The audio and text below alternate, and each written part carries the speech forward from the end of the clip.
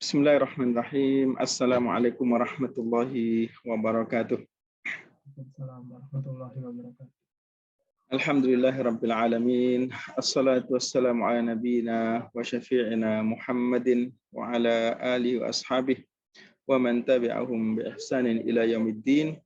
Allahumma anfa'na bima 'allamtana wa 'allimna ma yanfa'una. Rabbana zidna ilman nafi'a. Amma ba'du. Yang saya muliakan Bapak dan Ibu di kajian sore hari ini, insya Allah kita akan menyambung kajian kita matan takrib yang sebelum kita sambung ke kajian, mungkin masih di bulan Syawal, dan saya ucapkan taqabbalallahu minna wa minkum. Secara pribadi saya maaf sebesar-besarnya apabila ada khilaf di ucapan, khilaf di perbuatan. Mudah-mudahan Bapak Ibu berkenan untuk memberikan maaf untuk saya. Berikutnya kita akan masuk ke tema, yaitu matan, ya. Jadi matan takrib. Insya Allah kita akan baca dulu kitabnya.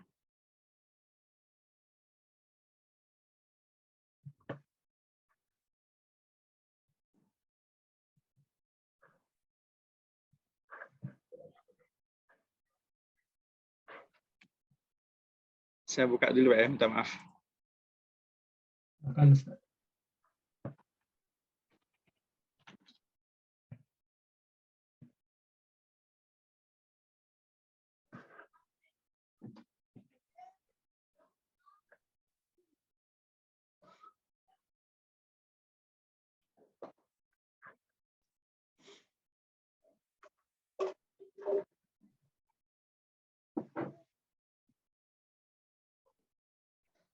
Baik. Bismillah.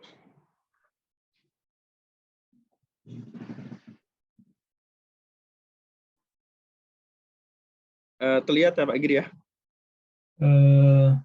Ya, ini sekarang terlihat Ustaz. Baik. Bismillahirrahmanirrahim. Ini adalah matan atau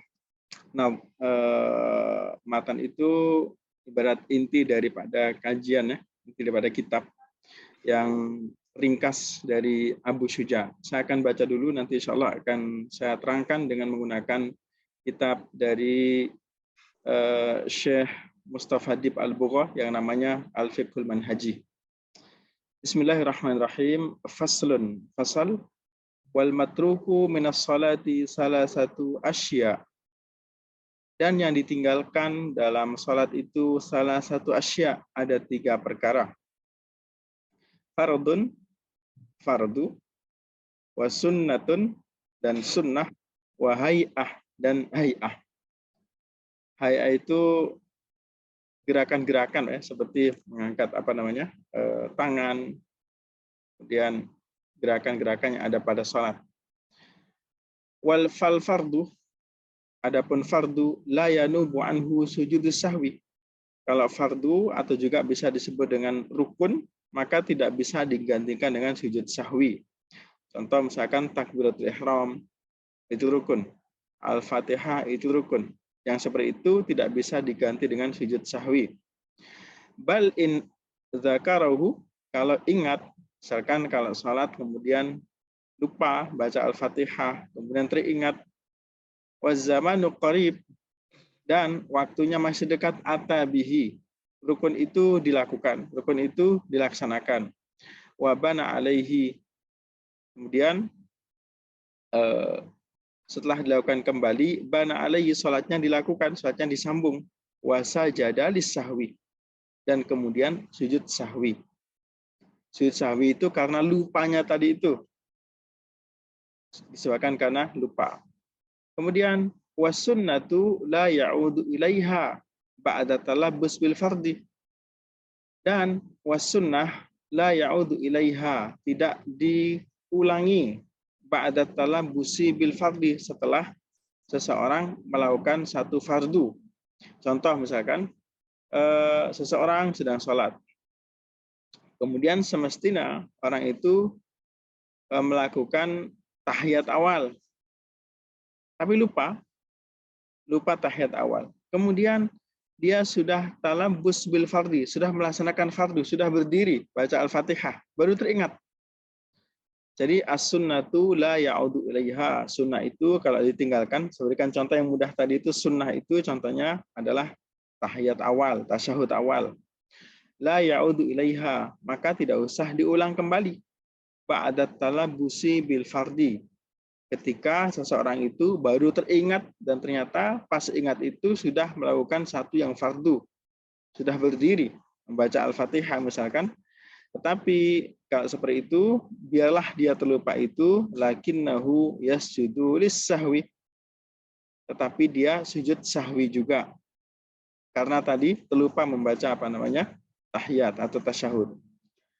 Wal hay'atu la ya'udu ilaiha ba'da tarkiha. Wal hay'ah, adapun hay'ah. Hay'at itu nanti kita dicek misalkan apakah hay'ah itu ada banyak ya. Mungkin nanti akan kita buka sebelum kita masuk. Misalkan hay'ah, sunnah hay'ah adalah nanti insya Allah akan ketemu apa saja hay'ah itu. Misalkan di sini sunnah hay'ah. Kita buka di mana-mana sunnah hay'ah. Nah ini sunnah hay'ah. Mengangkat tangan itu hay'ah. Meletakkan ini apa? Ini bahasa ya. Meletakkan ini di atas tangan kanan, di atas kiri itu hay'ah. Membaca doa ta'awudz, baca a'udzubillahi minasyaitonirrajim sebelum baca Al-Fatihah itu hay'ah. Baca a'udzubillah, membaca inni wajjahtu atau disebut dengan doa iftitah itu hay'ah. Membaca dengan suara keras itu hay'ah. Jadi contoh misalkan kalau saya sholat maghrib menjadi imam misalkan, kemudian saya tidak mengeraskan suara, itu sholatnya sah. Asalkan saya tetap membaca Al-Fatihah. Kemudian membaca amin itu pun hay'ah. Membaca surah itu pun hay'ah. Jadi setelah Al-Fatihah itu ada sunnahnya, yaitu membaca surat, itu namanya sunnah hay'ah. Kemudian membaca tasbih Subhanallah Rabbiyal Azim ketika ruku' itu hay'ah. Membaca tasbih ketika sujud Subhan Rabbiyal A'la itu pun hay'ah. Kemudian meletakkan kedua tangan di atas paha. Dua tangan di atas paha itu pun hay'ah. Duduk iftirash hay'ah. Iftirash itu duduk yang kaki kiri kita duduki, itu hay'ah. Duduk tawarruk. Sebetulnya segala jenis duduk itu bisa dalam sholat. Maksudnya tidak mengganggu sholat, tidak menjadikan sholat itu batal, tetapi tidak melaksanakan sunnah. Kemudian salam yang kedua itu sunnah hay'ah. Ucapan salam itu pun hay'ah. Yang rukun assalamualaikum warahmatullah di awal itu rukun, tapi yang kedua itu hay'ah. Nah, ini mungkin nanti Bapak Ibu bisa cek kembali apakah hay'ah itu sehingga kita bisa tahu untuk melaksanakan ini, untuk memahami ini. Wal hay'atu yang saya sebutkan tadi itu la ya'udu ilaiha ba'da tarkiha. Kalau ditinggalkan tidak perlu kemudian diulang kembali. Wa la yasjudu lis-sahwi anha. Dan kalaupun terlupa tidak sujud sahwi. Contoh saya ruku'. Sudah ruku', saya tidak baca subhan rabbil azim. Terus kemudian ingat, oh saya tadi tidak baca subhanallah, itu tidak perlu sujud sahwi. Saya misalkan sholat, kemudian saya tidak baca doa iftitah, lupa, itu tidak perlu sujud sahwi. Statusnya adalah sunnah hay'ah. Ya. Saya kira mungkin bisa dipahami tadi. Jadi yang penting adalah hay'ah ini perlu kita pahami apa dulu hay'ah itu. Setelah kita pahami, maka kita bisa tahu mana sunnah-sunnah yang tidak perlu diberikan sujud sahwi jika lupa. Wa idza syakka fi adadi ma ata bihi min rakaat, dan apabila orang salat kemudian dia ragu dengan jumlah rakaat, maka bana 'alal yaqin, maka dia harus mengikuti yang yakin. Wa huwal aqal, kalau yang yakin ya pasti yang paling sedikit. Misalkan salat 4 rakaat atau 3, jadi pas salat itu ragu. ini saya sholat ini 4 rakaat atau 3. Maka pastikan yang 3 itu, sebab 3 itu yakin, yang 4 itu syak, 4 itu ragu. Wasajada lis-sahwi, dan dia sujud sahwi. Ini titik di sini ya. Wasujud sahwi sunnatun. Sujud sahwi itu hukumnya sunnah, tidak wajib. Wa mahalluhu qablas salam, dan kapan sujud sahwi dilakukan, yaitu sebelum salam, setelah tahiyat. Setelah tahiyat, kemudian sujud sahwi, kemudian salam. Begitulah di mazhab Syafi'i. Sebab nanti ada juga kalau kita belajar di mazhab lain, sujud sahwi itu setelah salam.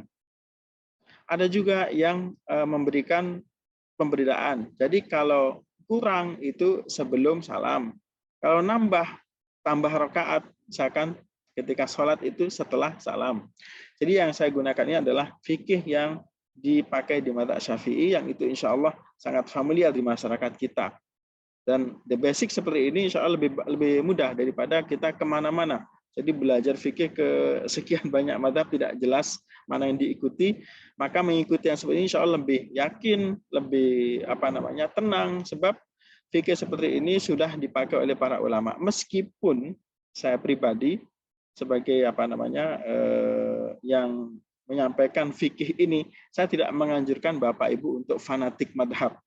Jadi maka dibolehkan orang untuk mengikuti salah satu di antara madhab 4, itu boleh. Kemudian kita akan terangkan ini dengan satu kitab, yaitu namanya Al-Fiqhul Manhaji. Oke, ini insya Allah lebih jelas lagi.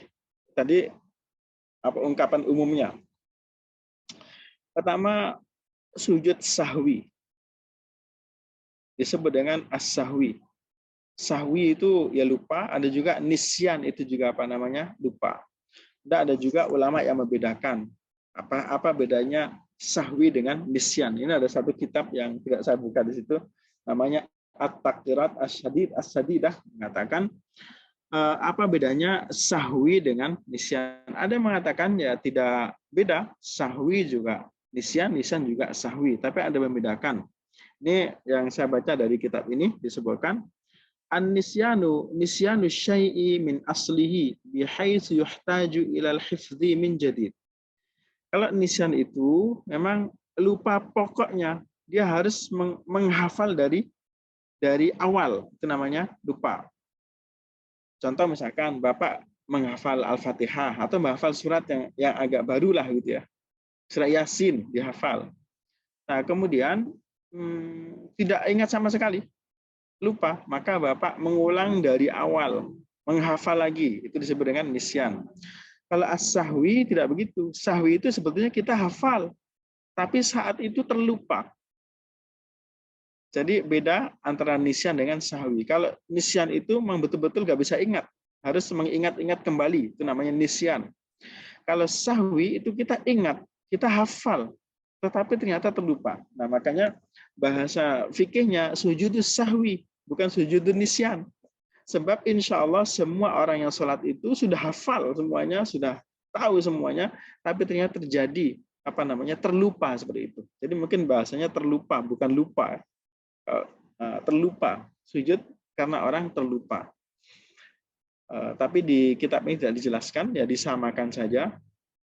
Kemudian maksud dari sahwi itu apa? Mungkin Bapak Ibu ada yang bisa bahasa Arab, silakan Saya tidak tahu ini ada terjemahan atau tidak, tapi kitab ini bagus, kitab yang sistematis ditulis pada zaman sekarang mengikuti mazhab Syafi'i. Yang dimaksud sahwi adalah khalalun yuqi'ul musalli fi salatihi, yaitu satu kesalahan yang membuat orang itu keliru dalam salatnya. Sawa'un kana amdan, baik itu sengaja, au nisyanan atau lupa. Wa yakunu sujudu, maka disitulah ada sujud. Wa mahalluhu fi akhir salati, dan tempatnya di akhir salat. Untuk apa sujud? Jabron lidzalikal khalal, untuk menutupi kekurangan itu. Meskipun menutupnya itu tidak wajib. Maka di sini disebutkan hukumnya sunnah. Hukumnya itu sunnah. Jadi sujud sahwi tidak wajib. Jadi kalau orang terlupa dalam sholat, maka tidak diwajibkan sujud sahwi. Hukumnya sunnah.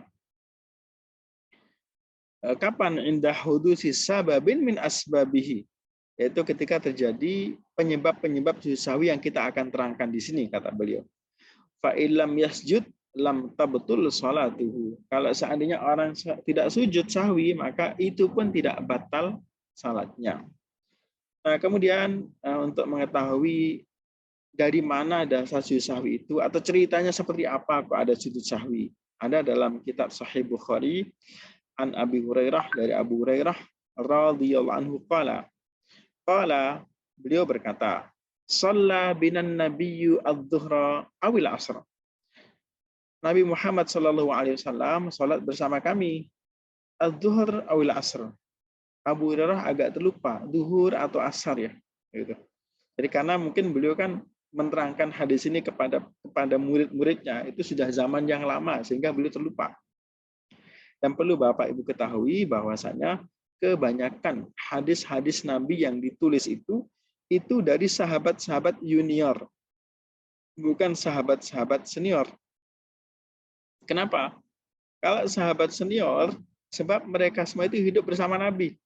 Jadi nggak perlu hadis. Contoh misalkan Abu Bakar, Umar, Utsman, mereka bertemu di satu majelis dan sholat bersama. Maka ya semua sama-sama melihat. Nah, kapan itu terjadi periwayatan itu? Yaitu ketika datang anak-anak sahabat, orang-orang jauh, orang-orang generasi berikutnya yang ingin tahu tentang Nabi. Itu yang pertama, ingin tahu tentang Nabi. Atau sahabat-sahabat itu memberitahukan tentang Nabi. Gambarannya begini. Jadi misalkan anak-anak sahabat, putra-putra sahabat itu diceritakan oleh ayahnya, tapi ayahnya ternyata ketemu Nabi itu sebentar, nggak begitu detail. Maka contoh anak ini datanglah ke Madinah, tanya kepada sahabat Nabi, tanya kepada Sayyidina Abu Bakar, sudah nggak ada, sudah meninggal. Tanya kepada Sayyidina Umar, sudah meninggal. Maka yang ada adalah sahabat-sahabat muda. Maka Bapak Ibu kalau cek di hadis-hadis, yang paling banyak muncul itu yang muda-muda. Contoh Sayyidah Aisyah, istri Nabi Aisyah, itu muda. Sebab ketika Nabi wafat, usia beliau kira-kira baru 18 tahun. Kemudian ada Abdullah bin Umar. Itu pun sahabat muda. Ketika Nabi wafat, kalau tidak salah, usianya baru kira-kira 19 tahun. Kemudian Abdullah bin Abbas, itu sahabat muda. Sebab ketika Nabi wafat, kira-kira baru 13-14 tahun. Itu usia beliau. Ada juga nama Anas bin Malik. Itu sahabat muda. Sebab ketika haji wada, Nabi haji wada itu usia beliau kira-kira ya mungkin masih 8-10 tahun begitu. Sebab kata Abdullah bin Umar, Anas bin Malik ketika haji wada itu masih keluar masuk ke tempat perempuan. Ya maksudnya masih kecil, belum balik itu. Nah, itulah perawi-perawi. Nah, di sini Abu Hurairah pun sama menceritakan, maka terjadilah beliau agak lupa tadi itu. Ini duhur ataupun asar ya. Dari sini pun Bapak Ibu bisa perhatikan sahabat-sahabat yang senior kadang nggak ada hadisnya. Contoh Khadijah. Tidak pernah ketemu. Ada hadis yang riwayat dari Khadijah. Bahkan putri beliau, Fatimah radhiyallahu anha, sangat sedikit hadis-hadis yang dari beliau, padahal beliau putrinya yang paling tahu tentang Nabi sejak kecil. Kenapa sedikit? Sebab beliau itu meninggalnya awal. Setelah Nabi wafat, beliau meninggal. Baik. Shalla binan Nabi sallallahu alaihi wasallam adz-dzuhra awil asra fasallama. Kemudian salam. Faqala lahu dzul yadaini. Kemudian ada sahabat yang dijuluki dengan dzul yadaini. Lihat ini kalau arti bahasanya yang punya dua tangan. Jadi kalau kita lihat di syarah-syarah hadis, ada dua sahabat yang tangannya agak panjang, berbeda dengan ukuran yang normal, gitu ya. Maka digelari dzul yadain. Faqalahu dzul yadaini as-salat ya Rasulullah. Ana qasat salatnya Rasulullah. Ana qasat, apakah salatnya sekarang berkurang? Jadi dari 4 ke 2. Ini tanya, Dzul-Yadain kepada Rasulullah tanya, Rasulullah apakah sekarang sudah berkurang sholat ini? Jadi beliau ingin tanya, ini wahyu baru untuk perubahan sholat atau bagaimana? Beliau ingin memastikan. Faqala Nabi sallallahu alaihi wasallam ahaqqun ma yaqul, apakah Dzuliyadaini betul? Apakah Dzuliyadaini betul mengatakan bahwa saya telah mengurangi sholat? Qalu na'am. Sahabat-sahabat merespon, betul Rasulullah. Nah, jadi beliau sudah berbicara.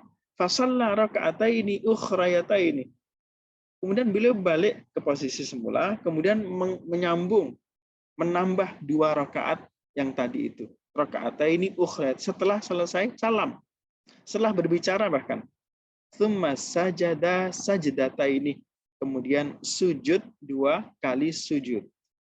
Itu cerita disyariatkannya sujud sahwi. Ada juga dalil-dalil yang lain. Sekali lagi ini kitab ini kitab yang sederhana. Jadi dalilnya tidak begitu banyak. Kalau mau kitab yang lebih besar lagi itu berhamburan dalil ya, sangat banyak dalil-dalilnya. Baik. Wa adilatun ukhra ta'ti fi mayali, kata beliau, insyaallah ada dalil lagi yang akan datang. Asbabu sujud sahwi. Sebab-sebab sujud sahwi. Ayat rukal musalli ba'dan min ab'adus salat. Kalau seorang musalli, orang yang sedang salat itu meninggalkan ba'dan min ab'adus salat. Jadi tadi kita kenal sunnah hay'ah, ada sunnah ab'ad. Sunnah ab'ad. Allati maradikruha katasyahudil awal wal qunut. Jadi sunnah ab'ad itu nanti bisa dicek di pelajaran yang dulu. Apakah sunnah ab'ad itu? Contohnya adalah tasyahud awal dan qunut. Itu sunnah ab'ad. Yang sunnah yang seperti ini, kalau ditinggalkan, maka sunnahnya ditutup dengan sujud sahwi. Wal qunut dan qunut. Rawal Bukhari, diriwayatkan oleh Imam Bukhari wa Muslim, an Abdullah ibn Buhainah radhiyallahu anhu annahu qala, dari sahabat Abdullah bin Buhainah, beliau berkata, qala shalla lana Rasulullah sallallahu alaihi wasallam raka'ataini min ba'di salawat. Rasulullah SAW salat 2 rakaat di sebagian salat beliau. Wa fi riwayat ukhra disebutkan qama fisnataini min adh-dhuhri summa qama falam yajlis. Beliau qama misnataini. Jadi semestinya salat zuhur itu beliau tasyahud. Summa qama, tapi ternyata beliau berdiri. Falam yajlis, tidak duduk tasyahud. Faqama an-nasu ma'ahu. Ya, karena Rasulullah berdiri, maka semua orang pun ikut berdiri. Di sini artinya beliau meninggalkan tasyahud awal. Falamma qada salatahu wa nadarna taslimahu. Kemudian setelah selesai di rakaat yang paling akhir, rakaat keempat, di saat duduk tahiyat akhir, kami menunggu beliau salam. Tapi ternyata Nabi tidak salam. Kabbara qabla taslim. Beliau bertakbir sebelum salam. Fasajada sajdataini. Kemudian beliau sujud 2 kali sujud. Wa huwa jalisun. Tidak usah berdiri, maksudnya disambung sujud sahwi, tsumma sallama, kemudian salam. Wa rawa Ibnu Majah wa Abu Dawud wa ghairuhuma anil Mughirah ibn Syu'bah qala, dari Mughirah bin Syu'bah berkata, qala Rasulullah sallallahu alaihi wasallam, idza qama ahadukum min ar-rak'ataini, kalau salah satu di antara kamu berdiri pada waktu 2 rakaat, falam yastatimma qa'iman falyajlis. Nah, ini cara ya bagaimana kalau kita semestinya pas 2 rakaat itu kita duduk tasyahud. Tapi ternyata kita ingat nih, baru mau bangkit ingat. Jadi belum sempurna berdiri, baru mau bangkit dari itu ingat. Falam yastatimma qa'iman, dan belum tegak berdiri untuk rakaat yang ketiga, falyajlis, maka duduklah. Wa idza statamma qa'iman, tapi kalau sudah tegak berdiri untuk rakaat ketiga, fala yajlis, tidak usah duduk. Wa yasjud sajdatai sahwi, dan dilakukanlah sujud sahwi. Jadi yang pertama adalah ketika meninggalkan sunnah ab'ad. meninggalkan sunnah ab'ad. Mungkin kita buka ya di bab mana-mana tentang sunnah ab'ad untuk ini, untuk kita lebih tahu tadi sunnah ab'ad.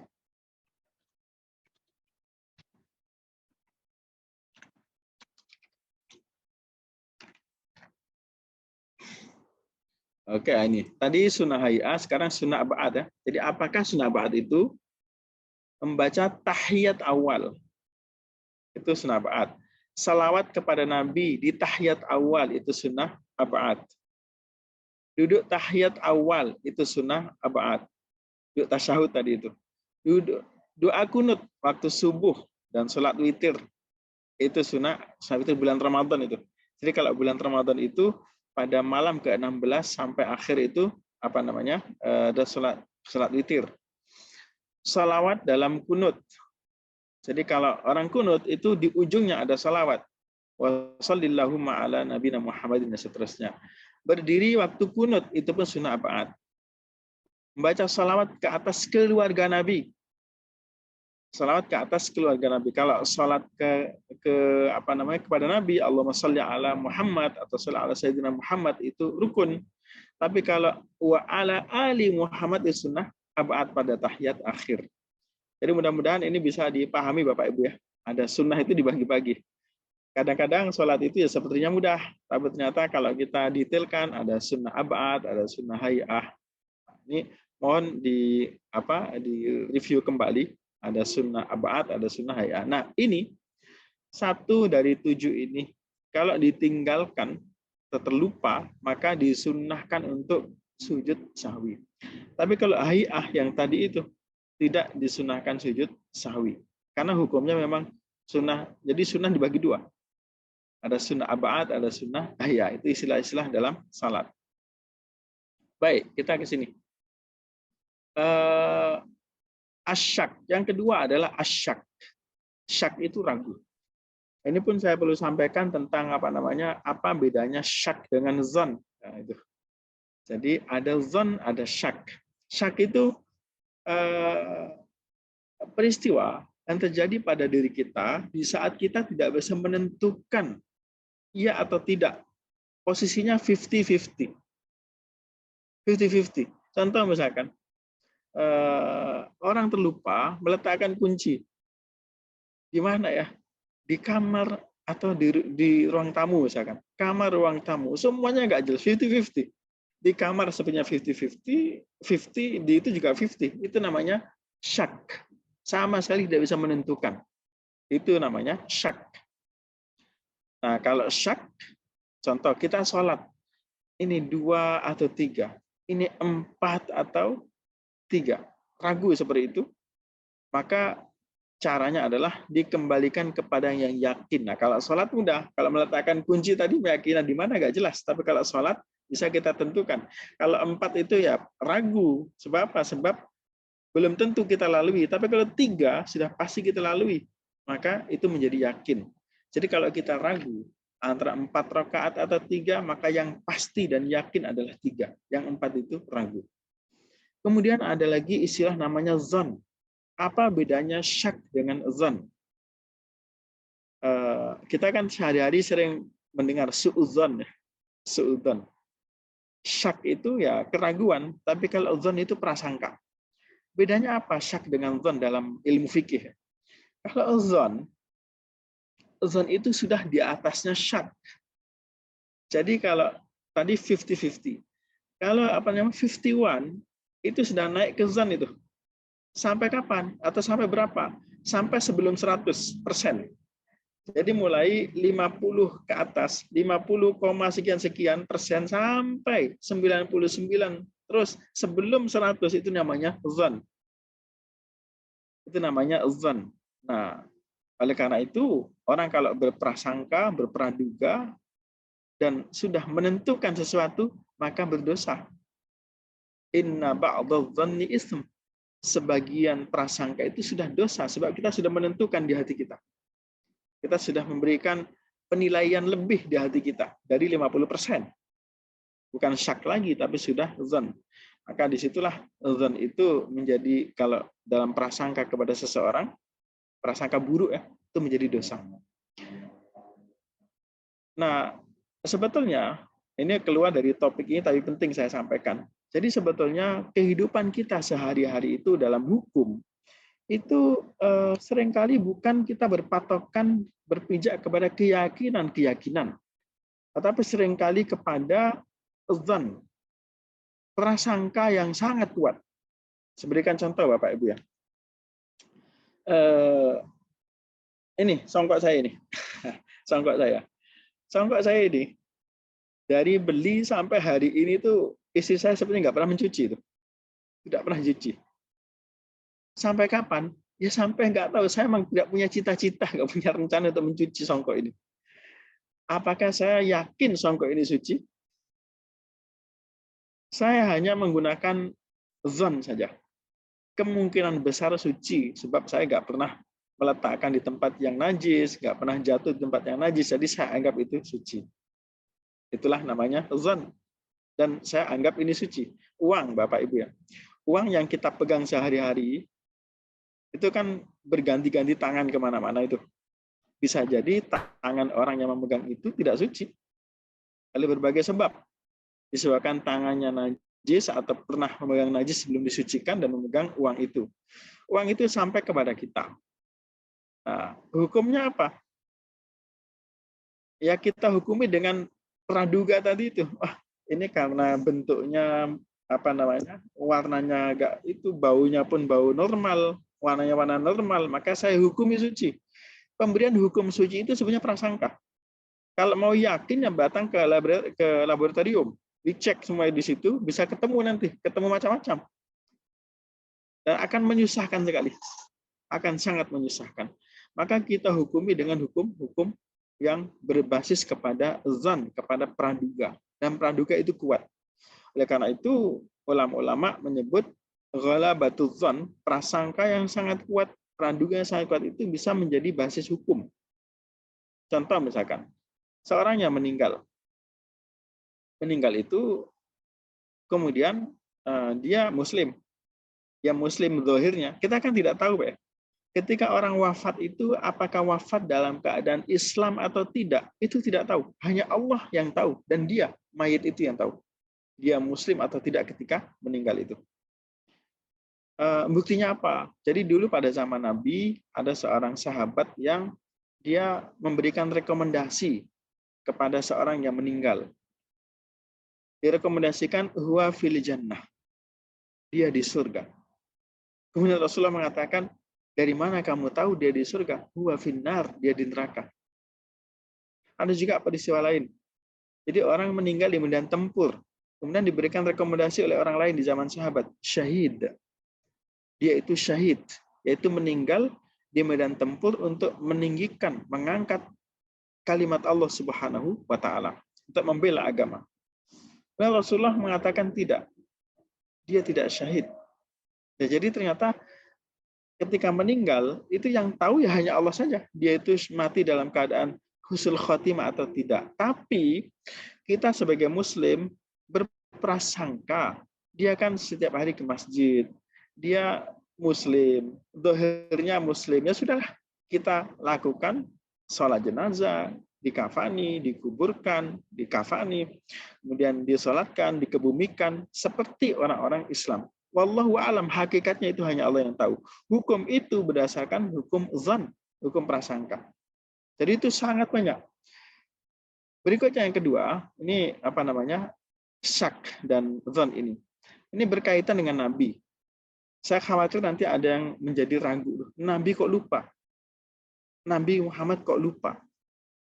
Apakah itu tidak mencederai sifat maksumnya para rasul?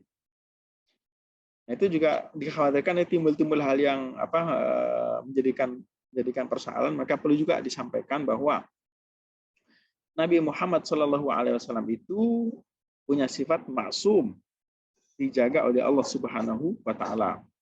Jadi Nabi Muhammad itu tidak akan pernah salah di beberapa hal. Dalam menyampaikan agama tidak pernah salah.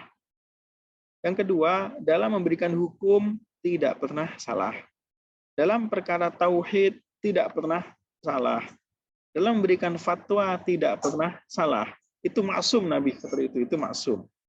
Nah, tentang hukum, Nabi ketika menyampaikan hukum tentang sholat, tentang zakat, itu tidak pernah salah. Tetapi ketika mempraktekannya, terkadang terlupa. Seperti ini yang terjadi. Jadi hukumnya tetap nggak berubah. Nabi ketika menyampaikan tidak pernah salah. Tetapi terkadang Allah takdirkan Rasulullah lupa. Dan lupa itu untuk pelajaran. Itu. Jadi ini tidak sama sekali kemudian membatalkan kemaksuman Nabi Muhammad Shallallahu Alaihi Wasallam. Berikutnya adalah ini tentu ada bab tersendiri ya untuk membahas tentang apa, tentang maksum. Nabi maksum itu perlu ada penjelasan lebih panjang lagi. Bahkan kitab-kitab pun banyak. Ada kitab yang ditulis oleh Al-Imam Fakhruddin Ar-Razi namanya Ismatul Anbiya, kemaksuman para nabi. Tapi ini segera saya sampaikan bahwasanya nabi terlupa itu bukan berarti kemudian tidak bersifat maksum.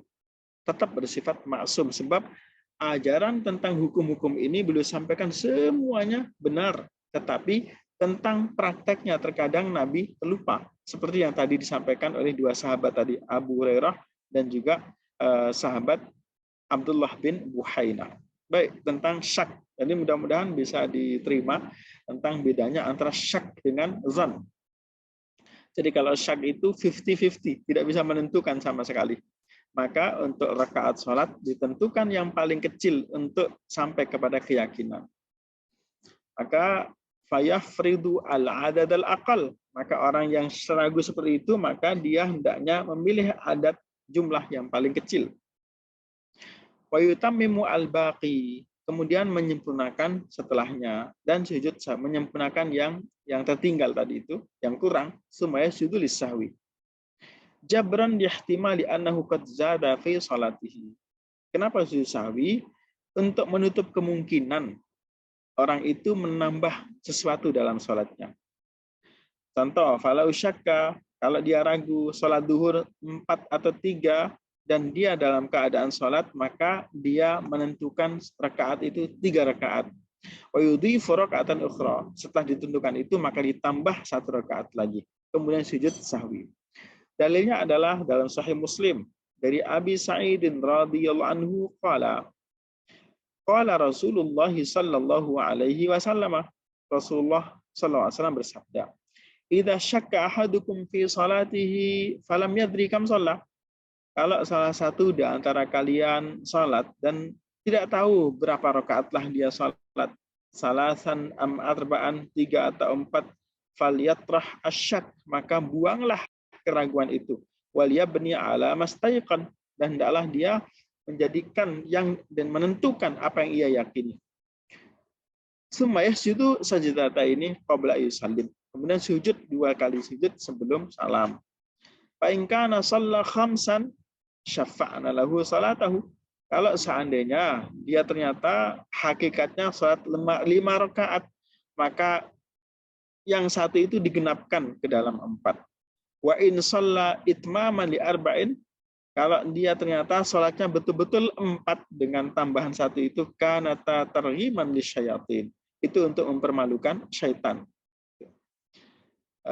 Kemudian jadi targhim itu ighadatan, buat setan marah, buat setan rendah, jadi mempermalukan, menghinakan apa? Setan tadi. Baik, itu apa namanya? Baik, sekarang kalau makmum dengan imam. Kalau makmum lupa saat dia bersama imam, maka tidak perlu kemudian dia sujud sahwi sendiri. Maka di sini wala yazalmu sujud sahwi ba'da salamil imam. Kalau makmum ternyata dia lupa ketika menjadi makmum itu lupa, kemudian apakah dia sujud sahwi sendiri? Tidak wajib untuk seperti itu. Kenapa? Ada hadisnya al-imamu dhaminun. Imam itu menanggung salatnya makmum. Jadi cukup yang dilakukan oleh imam sudah mencukupi untuk makmum. Kemudian irtikabu fi'lin manhin anhu sahwan. Kapan sujud sahwi dilakukan? Apabila seorang yang sholat itu melakukan sesuatu yang dilarang dalam sholat. Contoh, ketika sholat ngomong ya, berbicara dengan ucapan-ucapan di luar sholat, maka itu dilakukan sujud sahwi. Kama idza takallama bi kalimatin qalilah.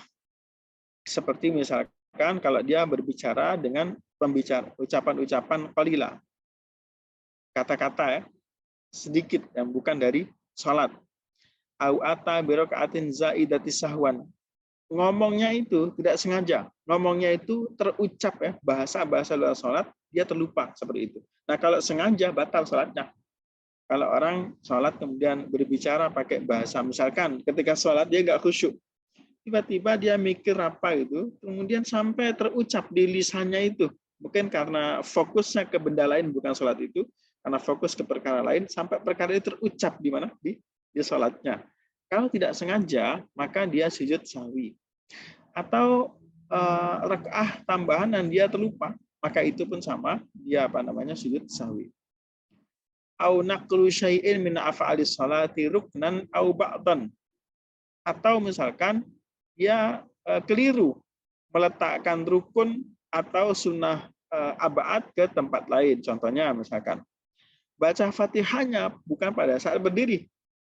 Baca Fatihah ketika sujud tasyahud itu, terlupa baca Fatihah.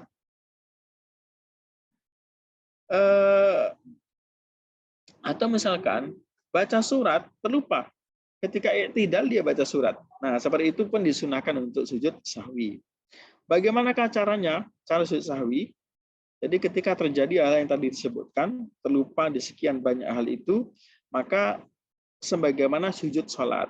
Yaitu ketika mau sujud itu niat dalam hati untuk sujud sahwi. Pas selesai tahiyat itu, kemudian di akhir salat dan qabla salat sebelum salam. Sujud, kemudian apa yang dibaca? Hukum asalnya membaca Subhana Rabbiyal A'la, itu hukum asalnya. Sebagaimana zikir-zikir ketika sujud. Kemudian ulama-ulama memberikan opsi doa-doa, misalnya adalah Subhana man la yanamu wa la yashu. Itu disebut dalam kitab-kitab fikih. Subhana Maha Suci Allah, man la yanamu wa la yashu, Tuhan yang tidak pernah tidur dan tidak pernah terlupa.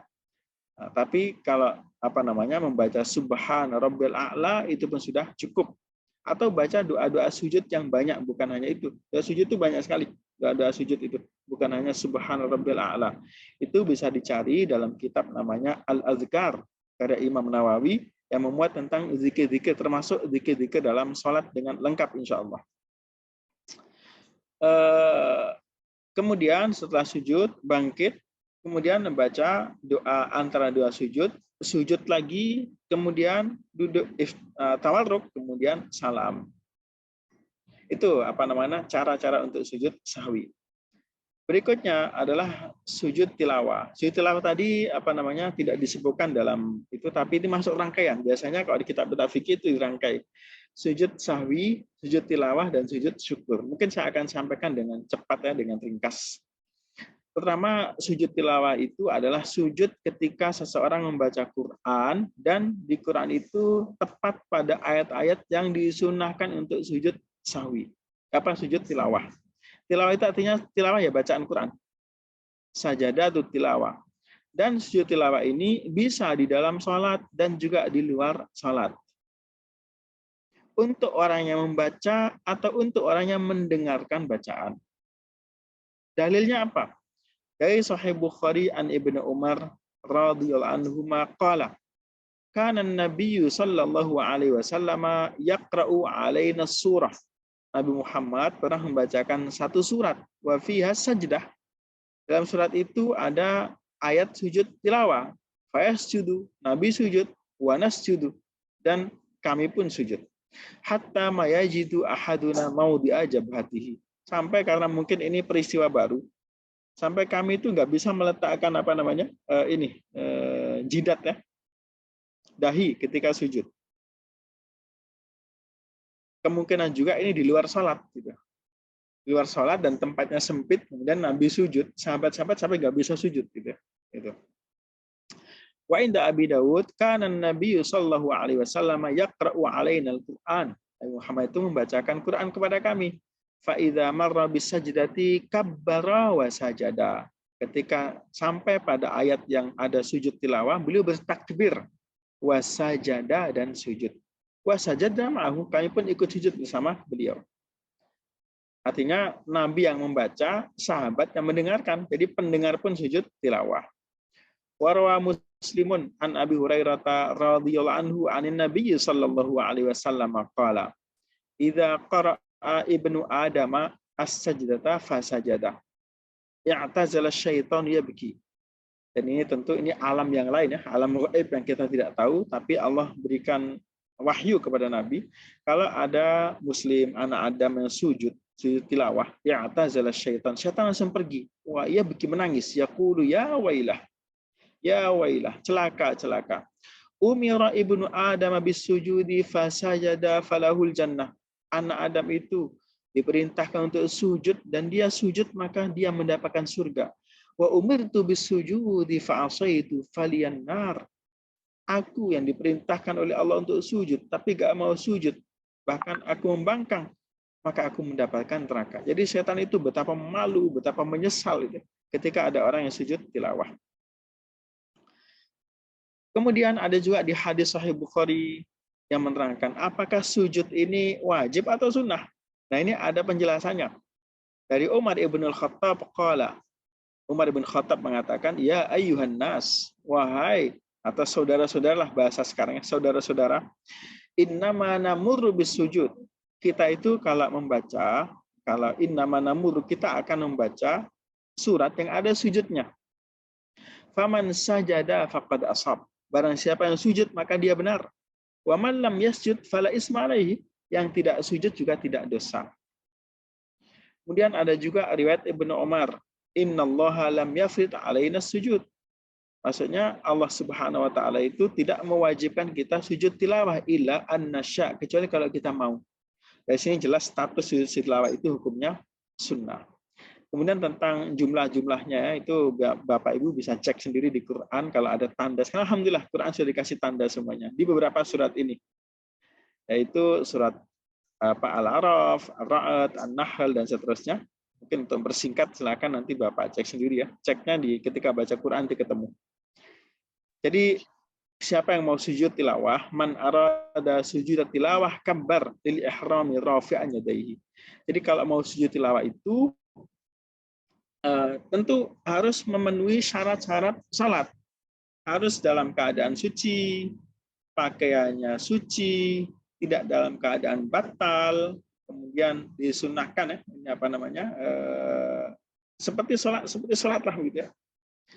Tsumma kabbara lil hawi. Kemudian duduk bertakbir untuk menyungkur. Jadi berdiri dulu, kemudian kita sujud ke bawah. Wasajada sajdatan wahidah. Kemudian sujud sekali saja. Nah, kalau sujud sahwi 2 kali. Kalau ini sujud sekali saja. Tsumma salam, kemudian salam. Nah, apa yang dibaca hukum asalnya ya tetap seperti bacaan biasa, Subhana rabbil a'la, atau dibaca dengan doa lain, sajada wajhi lilladzi khalaqahu wa syaqqa sam'ahu wa basarahu bihaulihi wa quwwatihi fatabarakallahu ahsanul khaliqin. Itu ada doa khususnya seperti itu, tapi itu pun tidak wajib. Kalau seandainya membaca Subhana rabbil a'la itu pun sudah cukup. Kemudian wa takbiratul ihram wassalami syartani fiha. Takbiratul ihram, jadi doa sambil berdoa, bertakbir sambil berdiri itu syaratnya untuk sujud tilawah. Berdiri, bersuci dulu dan menghadap ke kiblat, kemudian mengangkat tangan Allahu Akbar, kemudian sujud dan membaca Subhana rabbil a'la atau Subhana rabbil a'la sajada wajhi lilladzi khalaqahu wa syaqqa sam'ahu wa basarahu bihaulihi wa quwwatihi fatabarakallahu ahsanul khaliqin. Itu yang doa yang lebih khusus. Setelah itu kemudian salam. Kemudian wa yushtaratu fiha aidan ma yushtaratu fi sholati min at-taharati. Syaratnya seperti syarat salat, bersuci, menghadap ke kiblat dan lain-lainnya. Pakaian dalam keadaan suci, tempat dalam keadaan suci, menutup aurat dan seterusnya. Itu sujud sujud tilawah. Kemudian ada yang terakhir adalah sujud syukri. Sujud syukur. Sujud syukur ini tidak disebutkan di kitab itu ya, kitab matan takrib, karena itu ringkas, tapi maka akan saya tambahkan. Apa sujud syukur itu? Yaitu sujud yang disunnahkan apabila seseorang mendapatkan kenikmatan atau terhindar dari musibah atau melihat orang yang terkena musibah atau melihat terkena orang yang musibah atau melihat orang yang fasik, orang yang pendosa. Itu maksudnya apa? Kita mensyukuri, ya Allah, alhamdulillah kita tidak seperti mereka. Itu sujud syukur ada 4 sebab tadi ya. Yang pertama adalah ketika mendapatkan kenikmatan yang luar biasa. Yang kedua, ketika terhindar dari musibah. Yang kedua tadi, ketika terhindar dari musibah. Yang ketiga, ru'yatu mubtala, ketika melihat orang yang diuji oleh Allah Subhanahu wa taala. Ya Allah, diuji dengan sakit yang luar biasa, diuji. Saya kok diuji, saya kok tidak diuji. Maka kita bersyukur kepada Allah Subhanahu wa taala. Dari sisi zahiran wa batinan, atau ada orang yang diuji dengan musibah-musibah agama. Pendosa, fasik, berbuat dosa kok sewenang-wenang. Kok tidak malu lagi berbuat dosa. Maka kita mensyukuri, alhamdulillah kita masih diberikan rasa malu, rasa sungkan, rasa tidak berani berbuat dosa terang-terangan dan seterusnya. Ini namanya sujud syukur. Nah, dalilnya apa? Bismillahirrahmanirrahim. Dalilnya adalah hadis Abi Bakrah anna Nabiyya sallallahu alaihi wasallam idza atahu amru sururin aw busyira bihi kharra sajidan syakiran lillah. Nabi Muhammad itu kalau beliau mendapatkan amru sururin, sesuatu yang sangat menggembirakan. Nah, misalkan ini kita ini Bapak Ibu ya, seringkali melihat contohnya ketika itu bola itu gol gitu ya. Main bola, orang-orang yang pemain bola internasional itu kalau bola itu masuk ke gawang lawan itu sujud syukur gitu. Sering kita lihat contoh-contoh orang sujud syukur ketika menang bola dan seterusnya. Bahkan menjadi tren ya akhir-akhir ini. Padahal syukur tidak hanya itu. Banyak sekali kesyukuran-kesyukuran yang perlu diungkapkan dengan ya bisa sujud syukur ataupun yang sekali lagi ini hukumnya sunnah, tidak wajib. Rasulullah itu kalau mendapatkan amru sururin, sesuatu yang menggembirakan, au busyira bihi, atau diberitahu tentang sesuatu yang menggembirakan, kharra sajidan, langsung menyungkur sujud, syakiran lillah, demi mensyukuri nikmat Allah Subhanahu wa taala. Kemudian hadis yang kedua adalah berita tentang sahabat Ka'ab bin Malik.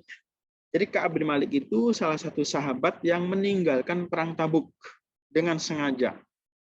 Jadi sengaja meninggalkan, nggak punya alasan syar'i gitu. Dia meninggalkan. Akhirnya Nabi Muhammad SAW dia tanya beliau. Beliau akhirnya minta dimaafkan. Bukan minta dimaafkan. Yang lain-lain itu minta dimaafkan. Rasulullah, saya punya alasan ini. Rasulullah memaafkan. Kecuali ini, ada 3 orang. Ka'ab bin Malik, Hilal bin Umayyah, dan Murarah bin Rabi. Ini bisa Bapak Ibu cek di surah Taubah ya. Wa 'alas salasatil ladzina khulifu, dan terhadap 3 orang yang mereka itu meninggalkan perang Tabuk. Bisa dicari tafsirnya, nanti ketemu cerita itu. Ka'ab bin Malik. Singkat cerita, orang-orang yang meninggalkan perang Tabuk itu membuat alasan, dan Nabi menerima alasannya, kecuali 3 orang ini. Ka'ab bin Malik itu sastrawan, ahli puisi. Jadi kalau beliau mau menyusun kata-kata pasti mampu.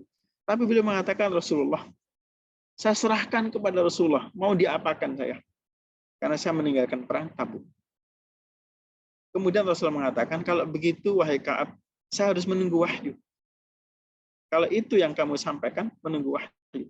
Akhirnya singkat cerita, Nabi memberikan hukuman. Hukumannya itu beliau diboikot. Semua sahabat dilarang berbicara kepada beliau. Dilarang, siapapun dilarang berbicara kepada beliau. Setelah 30 hari, muncul perintah berikutnya.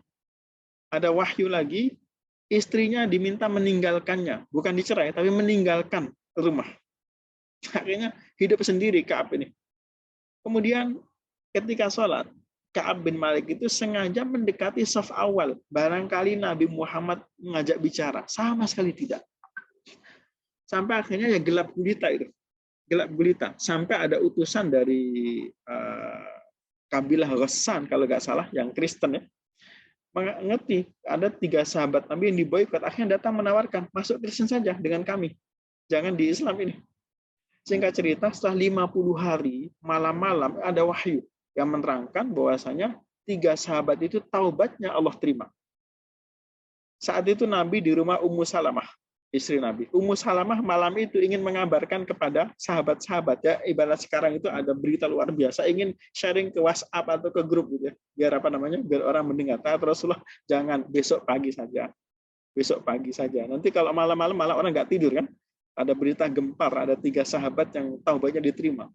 Singkat cerita, pagi-pagi itu akhirnya ada sahabat yang lari ya dari, saya lupa nama sahabat ini, lari dari Madinah menuju ke rumah karena Ka'ab bin Malik tidak sholat jamaah akhirnya. Beliau nggak sholat jamaah, sudah kapok, nggak diajak bicara, akhirnya di rumah, tinggalnya pun di atas loteng, di atas rumahnya itu.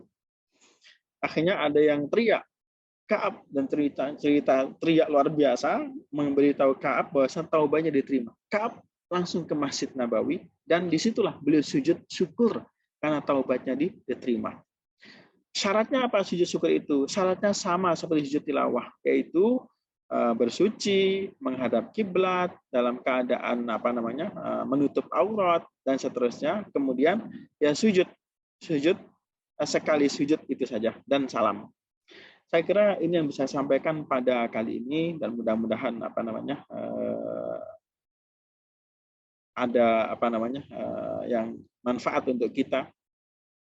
Barangkali sudah lama tidak sujud syukur, mensyukuri nikmat-nikmat yang Allah berikan kepada kita. Mungkin bisa dipraktekkan, atau mungkin sujud tilawah dan seterusnya. Apabila ada kekeliruan, mohon Bapak Ibu koreksi ya. Ada kesalahan dalam penyampaian hari ini, mohon Bapak Ibu koreksi biar kesalahan ini tidak berlanjut ya. Itu saja mungkin. Syukran jazilah. Wabillahi taufiq wal hidayah. Assalamualaikum warahmatullahi wabarakatuh.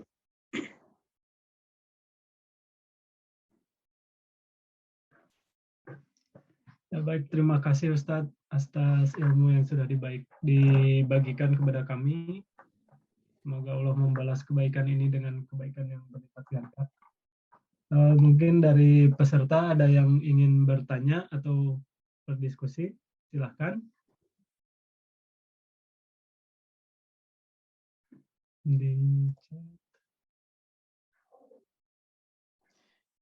Poinnya Pak, yang saya sampaikannya adalah yang di fikih madzhab Syafi'i. Itu poinnya di situ.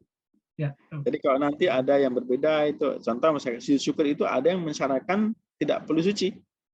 Itu ada yang seperti itu. Ya, sebenarnya saya ada pertanyaan sedikit gitu Ustadz. Kalau misalnya, ya silakan. Nah, kalau bisa saya jawab, kalau nggak bisa PR ya. Ya. Masalah sujud syukur ini kan kadang-kadang dicontohkan, walaupun tadi ada contoh yang sahabat yang terakhir, di saat kita dapat berita baik atau ya berita baik, kita udah ada niat pengen sujud syukur nih, tapi kita ada di tempat yang kayak misalnya di tengah kota atau di kantor gitu, ada tempatnya tuh kurang pas untuk bersujud gitu. Maksud saya, apakah sujud itu nanti bisa ditunda nanti pas sudah di rumah atau kita dapat tempat? Ya. Jadi memang itulah yang menjadi penyebab ulama-ulama lain tidak mensyaratkan suci. Mungkin saya bukakan khilaf di kalangan ulama di sini.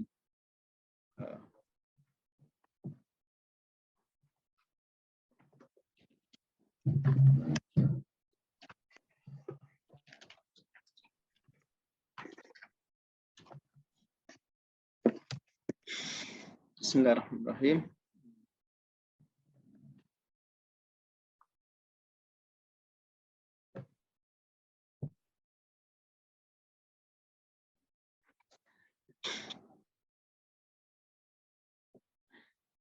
Ini Pak ya.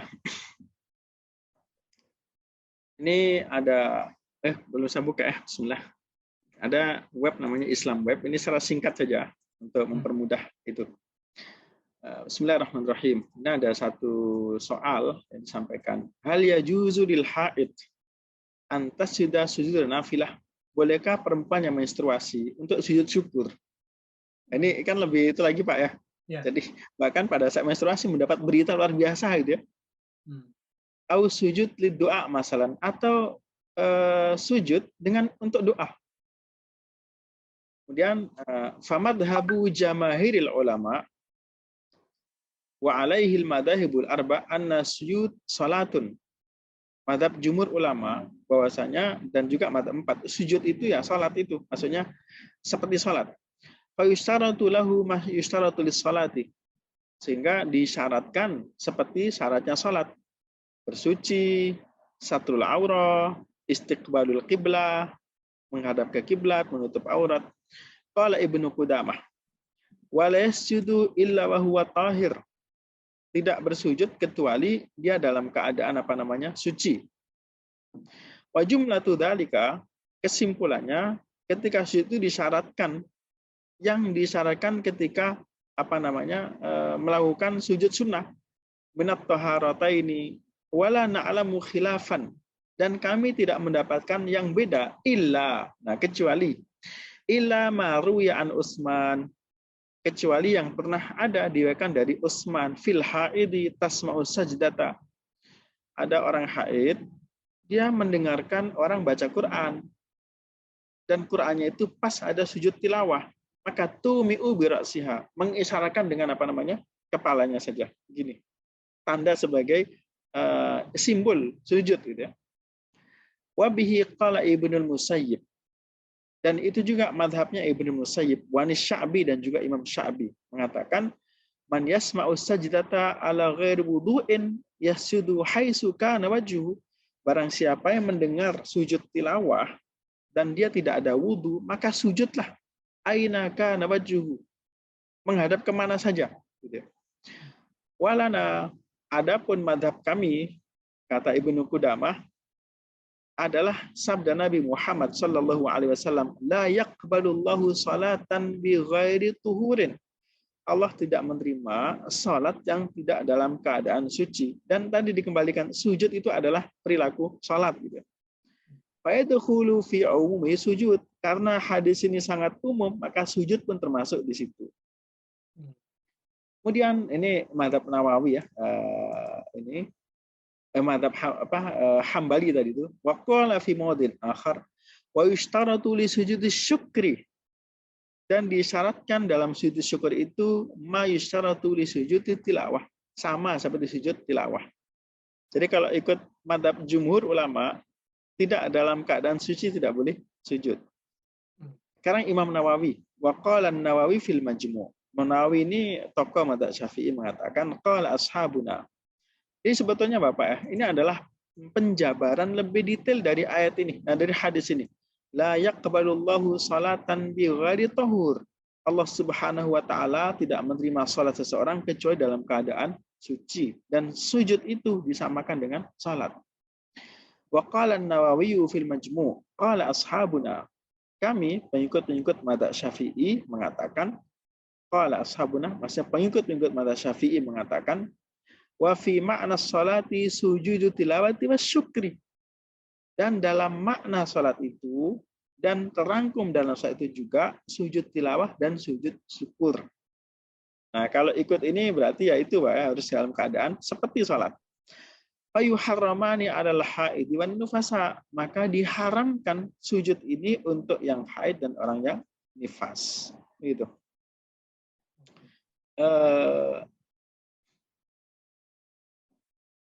Ada juga ini diharamkan Pak ya. Di Fatwa Hindia disebutkan, wa amma idza sajada bi ghairi sababin, kalau ada orang sujud tanpa sebab ya, ingin sujud saja gitu, cinta pada Allah Subhanahu wa taala atau apa gitu, falaisa bi qurbatin wala makruh, maka itu tidak termasuk dalam bab taqarrub kepada Allah dan juga tidak dimakruhkan. Wa ma yuf'alu aqibas shalawati famakruh. Ada juga orang yang setelah salat dia merasa ya Allah itu. Karena saya pernah melihat ada kawan sahabat saya setelah salat ya. Setelah salat, setelah saya salam, kemudian sujud syukur ini. Alasannya apa? Alasannya alhamdulillah. Saya bersyukur diberi nikmat untuk apa namanya bisa sholat. Maka saya perlu syukuri dengan sujud. Terus ada kawan saya lagi dari Garut mengatakan, oh kalau begitu sujud syukur Anda itu perlu Anda syukuri lagi dengan sujud lagi karena itu adalah kesyukuran, nggak habis-habis itu. Maka kata di mata Hanafi disebutkan, adapun sujud syukur yang dilakukan setelah sholat itu makruh, itu hukumnya makruh. Bahkan ya, innal ahnafa wa aghlabul malikiyati ala karahati sujudi syukri. Bahkan ada juga mazhab yang mengatakan di kalangan sebagian besar mazhab Hanafi dan Maliki, sujud syukur itu hukumnya makruh. Sujud syukur itu hukumnya makruh. Nah, ini perlu kita cek dalam kitab-kitab mazhab Hanafi ataupun mazhab Maliki itu Hanafi. Tentu itu lagi Pak. Fikih itu sangat luas Pak. Fikih itu sangat luas dan semuanya bertaburan dalil. Maka saya dari awal mengatakan kita masuk dulu dalam fikih mazhab Syafi'i untuk mempermudah. Jika kita belajar, kemudian semua mazhab kita himpun itu bingung. Nanti bingung. Kita nggak punya panduan, nggak punya patokan yang jelas. Nah, nanti kalau sudah kita matangkan di mazhab itu, silahkan untuk mempelajari mazhab-mazhab lain. Gitu. Sebab semuanya insya Allah masuk dalam bingkai ahlus sunnah wal jamaah. Itu syukran jazilah.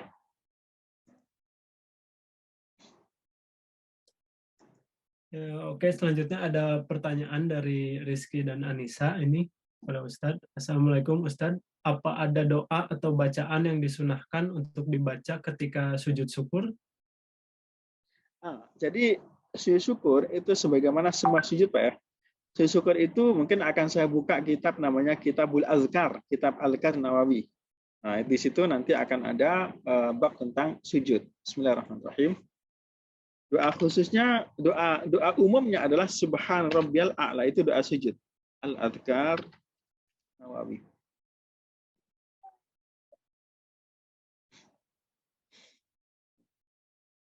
Kita cek di sini Pak ya, tentang apa? Sajdatus syukur.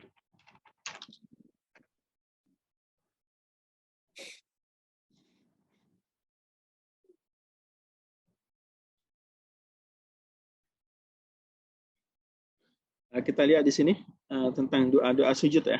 Bismillah.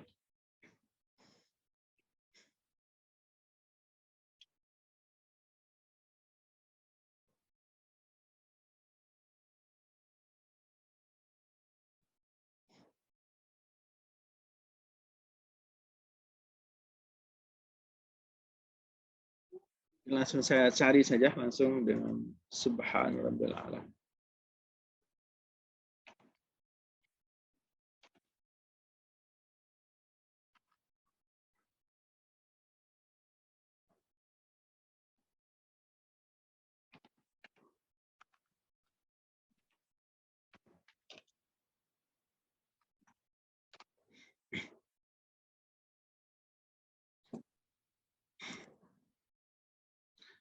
Lihat ya Bapak ya, Pak Giri. Lihat Ya. Pak nih. Bisa. Jadi doa sujud syukur itu sebetulnya tidak ada doa pengkhususan. Doanya ini, doa apa namanya? Doa inti salat itu Subhanallah a'la. Intinya dari hadis umum, ketika sujud, ketika ruku, maka agungkanlah Allah Subhanahu wa taala. Ada hadis seperti ini, mungkin saya buka ya.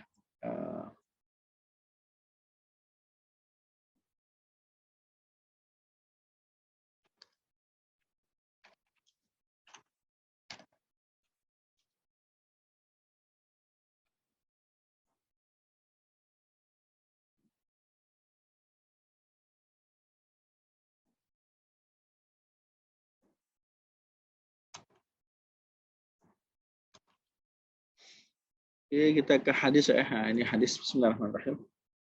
Nah, ini apa ensiklopedia hadis kita baca di sini.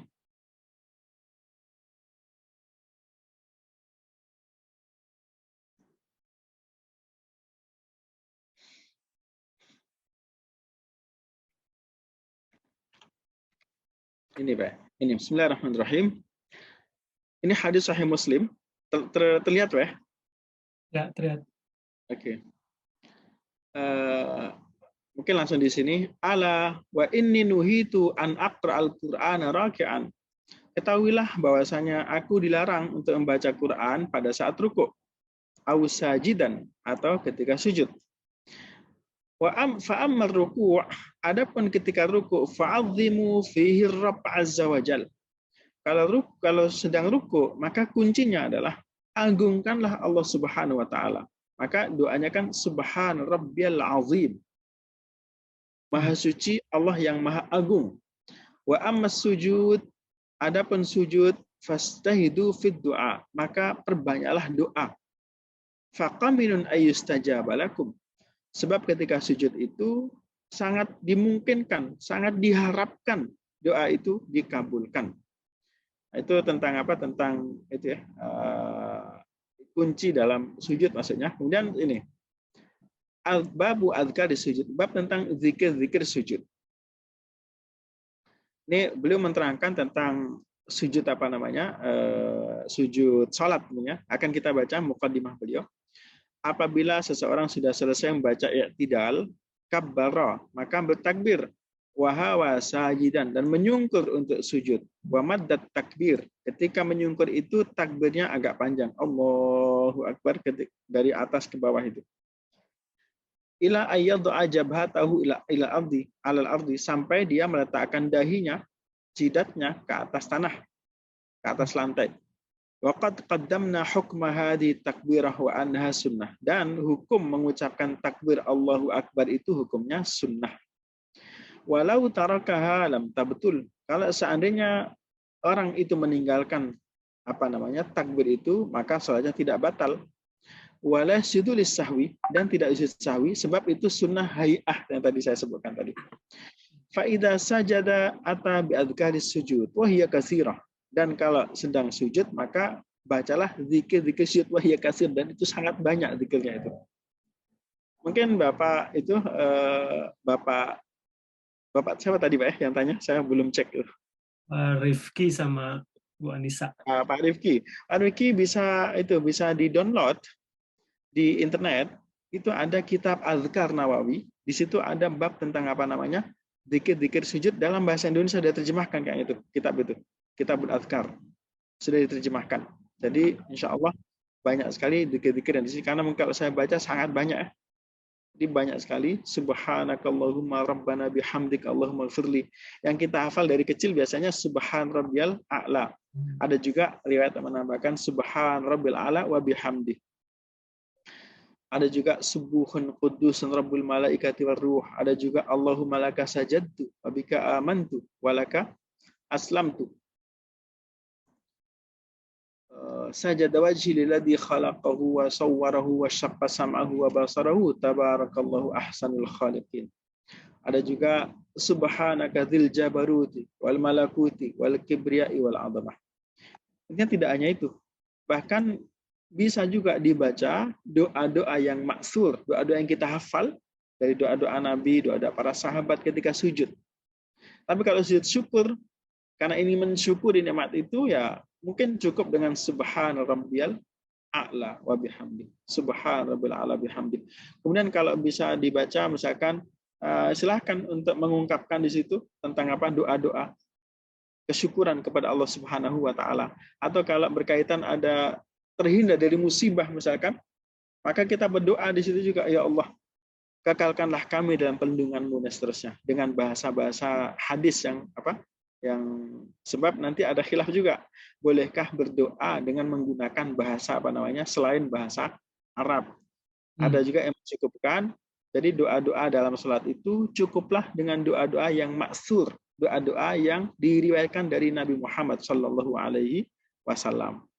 Dan sangat banyak doa-doa apa namanya keselamatan itu sangat banyak dalam hadis-hadis. Jadi kalau kita misalkan sujud syukur karena mensyukuri terhindar dari musibah, maka kita baca doa-doa penjagaan keselamatan, penjagaan diri, doa-doa agar dia apa namanya diberikan kesejahteraan, kesehatan, dan seterusnya. Itu mungkin, tapi intinya adalah sujud itu bahkan kalau kita mau lebih awal lagi, membaca doa itu hukumnya sunnah, gitu ya. Membaca doa itu hukumnya sunnah. Bahkan sujud syukur itu pun hukumnya sunnah, tidak wajib di mazhab Syafi'i.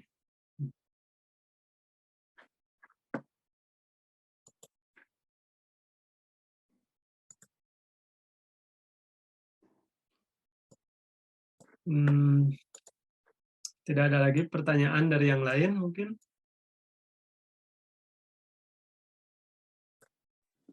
Masih ada waktu. Ada Kang Agus ngacung kayak Giri. Oh, Kang Agus, mangga. Nggak kelihatan ngacungnya. Terima kasih. Assalamualaikum Ustaz Muntaha. Bapak Agus, ya Pak. Saya punya pertanyaan berhubungan dengan sujud tadi, doa saat sujud. Kan salah satu waktu terbaik untuk doa adalah ketika sujud. Apakah itu hanya berlaku di sujud terakhir? Lalu apakah itu hanya untuk sholat wajib? Dan yang ketiga tentang doanya sendiri, apakah memang yang redaksinya mesti ada di Al-Quran secara lengkap seperti doa saput jagat, misalnya Rabbana Atina, atau misalnya boleh juga saya mengambil sebagian, misalnya ya Razzaq, Zulquwatil Matin, Urzuqna, apakah itu juga boleh? Iya, Pak. Bismillahirrahmanirrahim. Kita akan lihat di satu kitab namanya Al-Fiqhul Islami wa Adillatuhu, ya. Ini kitab yang apa namanya? Sebentar.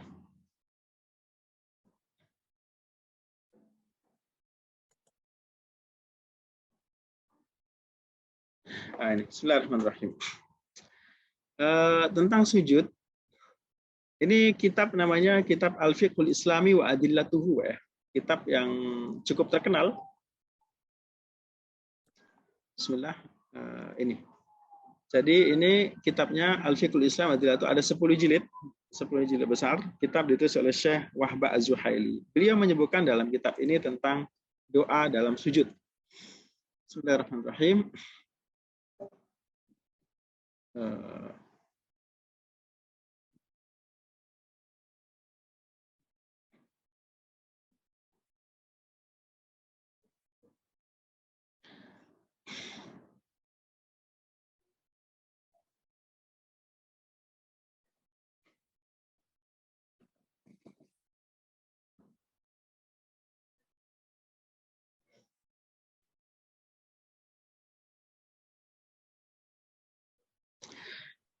Doa ba'da sholati ala Nabi SAW. Ini doa untuk tasyahud, Pak, ya. Doa untuk tasyahud nanti insya Allah akan kita sambung dengan apa? Dengan sujud karena berkaitan. Ini dalam kitab Fiqhul Islam wa Adillatuhu. Ad-du'a ba'da sholati ala Nabi. Jadi ketika salat kita disunahkan untuk banyak berdoa. Di antaranya adalah ketika sujud dan ketika sebelum salam. Bagaimana berdoanya? Yad'ul musalli bima huwa ma'thurun an Rasulillah sallallahu alaihi wasallam. Yaitu berdoanya dengan doa-doa ma'tsur. Doa-doa ma'tsur, doa yang diriwayatkan dari Nabi Muhammad sallallahu alaihi wasallam indal Hanafiyah. Menurut mazhab Hanafi. Au bima syaa min khairai dunya wal akhirah indal a'immatil akharin, atau bisa juga dengan doa-doa yang lain untuk kebaikan dunia dan akhirat menurut ulama-ulama yang lain. Lakin wal ma'zuru afdal, akan tetapi kalau mencukupkan dengan doa-doa yang diriwayatkan dari Nabi itu lebih utama. Wa yandubu ta'mimad du'a li'annahu aqrab ilal ijabah. Dan sebaiknya doa itu yang umum. Maksudnya permintaan itu umum. Jangan sangat spesifik, gitu. Jangan spesifik. Contoh misalkan kalau ingin berdoa, contoh tadi yang Bapak doa sebut tadi, doa yang sangat umum. Rabbana atina fid dunya hasanah. Itu semua itu. Itu doa yang sangat umum. Baik dunianya, baik agamanya, baik kehidupannya, baik keturunannya, baik semuanya baik. Itu doa yang sangat umum. Di antaranya adalah contoh misalkan Allahumma ighfir lana wa liwalidayna wa liman sabaqana bil imani maghfiratan. Jadi apa namanya? Maksudnya ya Allah ampunilah. Ini doa sebetulnya ini doa umum ini. Doa yang tidak ada hadis Nabi seperti ini. Ini doa karangan, ya, doa karangan. Maka oleh karena itu ulama berbeda pendapat yang sebaiknya doa yang maksur. Wa minad du'ail maksur Rabbana atina fid dunya hasanah, atau doa Allahumma inni zalamtu nafsi wa innahu la yaghfiru dzunuba illa anta, dan seterusnya. Kemudian kita sambung. Di antara doa lagi yang maksur ya sangat banyak. Bisa Bapak Ibu cek dalam kitab Al-Adhkar ya. Allahumma inni a'udzubika min adzabi jahannam wa min adzabil qabri. Wa kan Ibnu Mas'udin yad'u bi kalimatin. Ada juga sahabat-sahabat Nabi itu membuat doa sendiri. Allahumma inni as'aluka minal khairi kullih. Ini doanya Ibnu Mas'ud. Sebetulnya bab doa ini intinya adalah berdoa, tapi masalahnya adalah bagaimana berdoa itu. Haruskah dari teks yang di hadis-hadis Nabi, atau bisa juga berdoa dengan apa namanya, doa-doa dari ungkapan kita, karena hajat kita berbeda.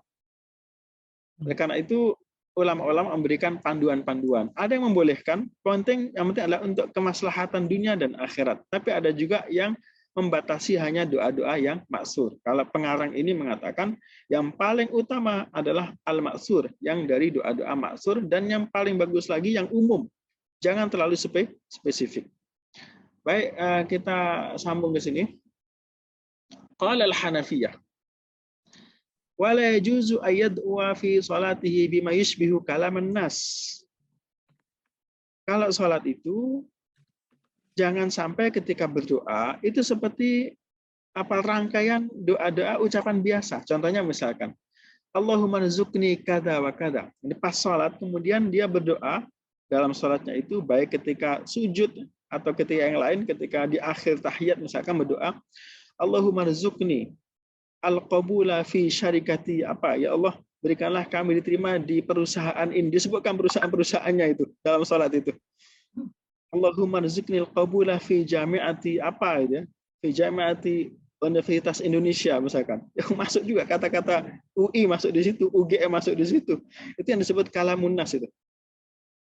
Maka kata Abu Hanifah tidak boleh doa seperti itu. Au masalan bima yastahilu husulahu minan nas. Atau misalkan berdoa dengan doa yang sangat spesifik. Contohnya, seseorang ini contohnya diberikan contoh. Allahumma zawwijni fulanah. Ya Allah, nikahkanlah aku, berikan aku istri berupa si fulanah itu. Ditentukan juga orangnya dalam sholat. Gitu ya. Wa huwa makruhun tahriman. Nah, kalau seperti itu bisa jadi makruh, bahkan mendekati haram. Karena apa? Karena yusbihu kalaman nas. Karena sholat menjadi jadi ritual yang khusus, menjadi seperti dicampuri dengan ucapan-ucapan manusia. Nanti akan berkaitan dengan Dengan hadis yang berikutnya ini. Wa yabtulu in wajada qabla waqad tashafutul wajib wujubihi. Ini enggak ada kaitan ya. Kemudian ini. Kenapa doa-doa seperti itu ada yang melarang, termasuk di mazhab Abu Hanifah tadi? Sebab hadis ini. Inna hadhihi salata la yasluku fiha syai'un min kalamin nas. Sesungguhnya salat ini tidak sesuai, tidak cocok untuk dicampuri dengan ucapan-ucapan manusia. Seperti tadi Pak ya, contoh. Ya Allah, berikanlah aku misalkan diterima di perusahaan ini. Berikanlah aku mendapatkan istri fulanah ini. Itu seperti ungkapan sehari-hari manusia, gitu ya. Sebab salat itu intinya innama huwa tasbihu wat takbiru wa qiraatul Qur'an. Sungguhnya salat itu adalah tasbih, takbir, dan bacaan Al-Qur'an. Wa ajaza ghairul Hanafiyah, selain di mazhab Hanafi membolehkan doa bima sya'al insan. Selain mazhab Hanafi dibolehkan berdoa seperti yang dikehendaki. Apa dalilnya? Juga pakai dalil dari Ibnu Mas'udin wa Abu Hurairah bidalil hadis Ibnu Mas'ud as-sabiq, itu hadis Ibnu Mas'ud tadi, yang hadisnya seperti ini. Tentang sujud, kemudian Nabi mengatakan ketika orang sudah sujud. Jadi hadisnya begini. Posisi seorang hamba yang paling dekat dengan Allah adalah ketika sujud. Ketika dalam posisi sujud. Nah, Nabi melanjutkan, "Tsummal yakhtar minad du'ai a'jabahu ilaihi fayad'u bihi." Kemudian pilihlah doa yang paling ia sukai.